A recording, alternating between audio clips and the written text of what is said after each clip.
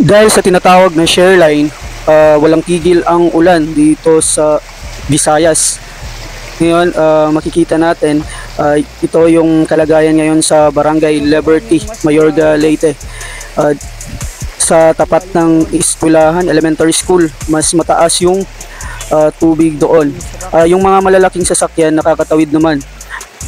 Pero kinakailangan ng mga taong natawag natin dito, tumutulak.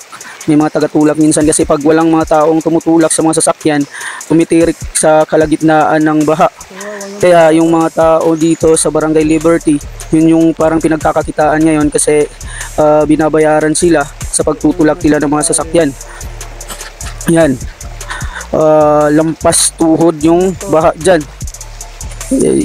Titingnan natin.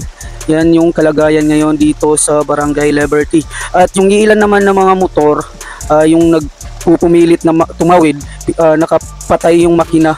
Pero yung naman dito, problema kasi yung baha lampas sa tambutso. Hindi maiwasan na papasok talaga yung tubig sa tambutso. Or di kaya lalong-lalo na yung mga scooter sa kawawa yung air filter ng motor. Kaya pag nakatawid yung mga motorista na yan, agad na tine-check nila yung air filter, o di kaya yung iilan nakita namin kanina, dinaanan namin kanina, kaagad sila pumunta sa mga pagawaan ng motor, parang pinapalinisan agad yung parang yung nila oil, or nagpa-change oil agad yung nila sa yan, sa makina. Yan yung kadalasan pag walang tigil yung ulan dito. Yan talaga ang nangyayari. At yung ibang mga kabahayan nga dito na nakita namin sa mga gilid ng kalsada, kasi yung Taging Kingon River ay umapaw na yung tubig. Kaya yung ibang mga kabahayan na nasa low basin area talagang lubog na sa baha. Yung mga taong may trabaho or papasok sa opisina, yung iba hindi na muna pumasok, pinagpaliban na muna pumasok kasi yun nga, ilalagay mo sa alanganin yung motor mo, papasukin ng tubig dahil sa baha.